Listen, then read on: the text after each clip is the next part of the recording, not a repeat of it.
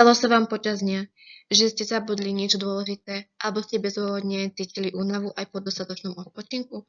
Či ste mali chvíľky, kedy vám klesla nálada a mysleli ste na negatívne veci? Toto je pár začiatočných príznakov mozgovej hmly.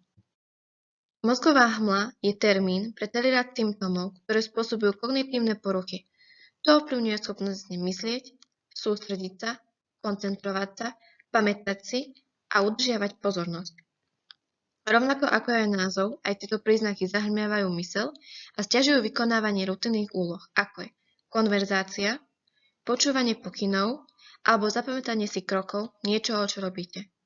Mozgová hmla, nazývaná aj mentálna hmla, sa môže vyskytnúť po chorobe ako vedľajší účinok liekov, ako je chemoterapia alebo ako postcovidový syndrom. Najčastejšie príčiny vzniku tohto problému sú: nedostatočný spánok môže spôsobiť pocit mentálnej hmly, pretože mozog nemá dostatok času na regeneráciu pamäti, čo môže viesť problémov s koncentráciou, rozhodovaním a celkovou mentálnou výkonnosťou. Alkohol, ako aj energetické nápoje, ovplyvňujú nervový systém a pravidelným pitím alkoholu riskujeme postupné odumretie niektorých ľudských buniek. Správna životospráva ovplyvňuje naše fungovanie tela, to znamená, že ak sa nestravujeme tak, ako by sme mali, alebo nemáme dostatok aktivity, môže to spôsobiť mozgovú hmlu, ale aj nežiaduce účinky liekov, depresia a úzkosť, ale aj dlhodobá hospitalizácia. Teraz si vymenujeme už spomínané príznaky. Hlavným z príznakov mozgovej hmly je zábudlivosť, ktorá náš každodenný život ovplyvňuje a postupne sa môže stať veľkou prekážkou.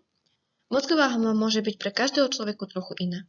Pri mozgovej hmle sa môžu vyskytnúť ťažkosti so sústredením alebo koncentráciou, zmätok, únava, zábudlivosť, strata myšlienkového pochodu, duševné vyčerpanie, pomalý myšlienkový proces a reakčný čas a problémy s pozornosťou. Na záver si povieme pár tipov na zmiernenie mozgovej hmly.